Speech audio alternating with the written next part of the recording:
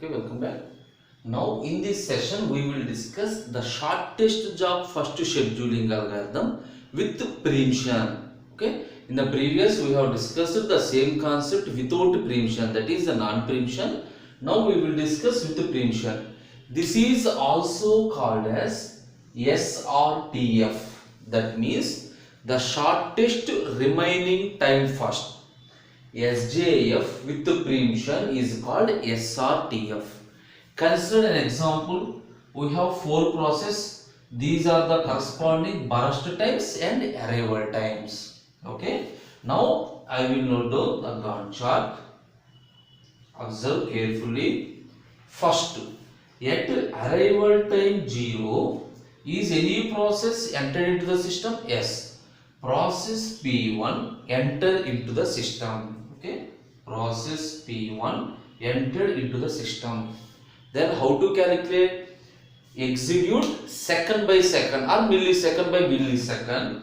For example, after completion of 1 millisecond, check any other process entered into the system or not. Yes, at 1 millisecond, process P2 is entered into the system. Here entered into the system is entered into the ready queue. At 1 millisecond, process P2 entered into the ready queue. And this is the preemption. So what is the burst time of the newly coming process? 3. The burst time of newly coming process is 3. What is the burst time of the running process? Actually 21. 1 millisecond is completed. The remaining burst time is 20. Among these two, the newly coming process has the lowest burst time. Then we preempt the process P1 and allocate the CPU to another process P2. Here also same, it also executes for 1 millisecond. Check, that is 2. Check is any other process entered into the ready queue at time 2? Yes. At time 2, process P3 is entered into the system. What is the burst time? The burst time of newly coming process is 6. Already running process is actually 3. 1 unit is completed. So already running process requires only 2 units, but the newly coming process requires 6 units. So what happens? We are simply ignore process P3 and continue for 1 more milliseconds. 3. Continue for 1 more milliseconds. 3. Check any other process? Yes. Process P3 entered into the system. What is the burst time? The burst time is 2. But the running process total is 3. 2 is completed. It requires only 1. So the running process needs only 1 unit of time. And the newly coming process requires 2 units of time. What to do? Simply execute the current process. You got it? At every millisecond, a simple point, at every millisecond, check the running process burst time and the newly coming process burst time. If the running process burst time is smaller than the newly coming process, execute the running. Else, that means if the newly coming process has the lowest burst time compared to the running process, perform swap operation, that is perform preemption operation in the first case. So in the first case, after completion of 1 millisecond, process P2, that is at a time 1, process P2 entered into the system. Whenever it enters, it requires 3 units of time. But the process P1 requires 20 units of time. So P2 has the least burst time. So I am allocating the CPU to process P2. The same procedure, P2 executes 1 milliseconds, that is the total time 2. At time 2, process P3 requires 6, but the running process requires only 2.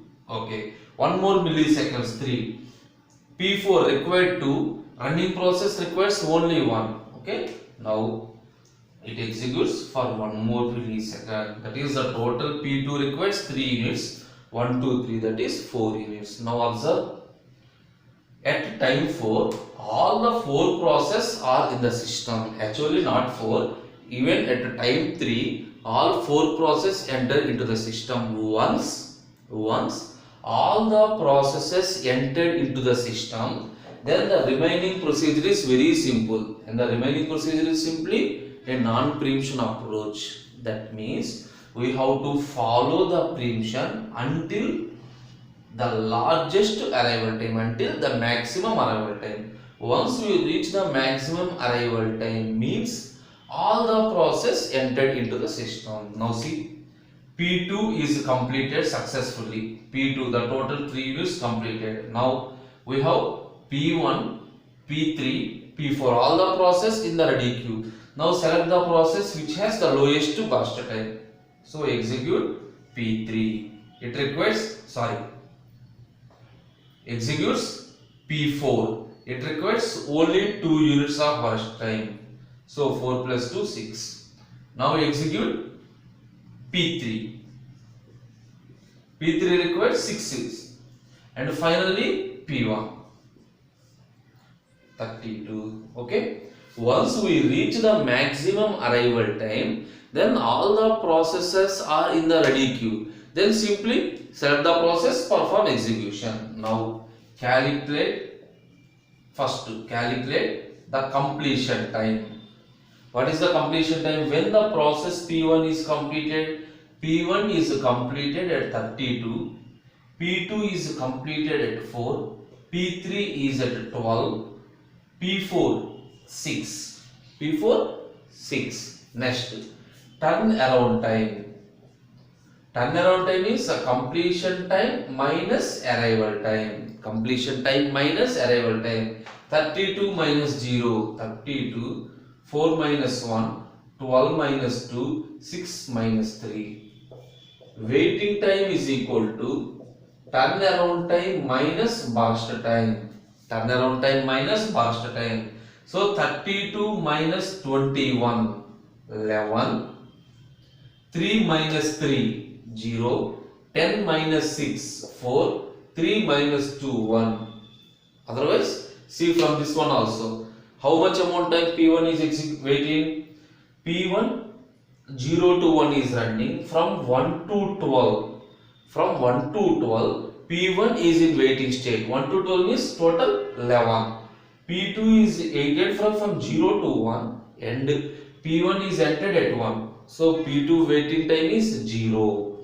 P3 0 to 6. That is P3 waited for 6 milliseconds. But when P3 comes at 2 milliseconds. That means only waiting time is 4.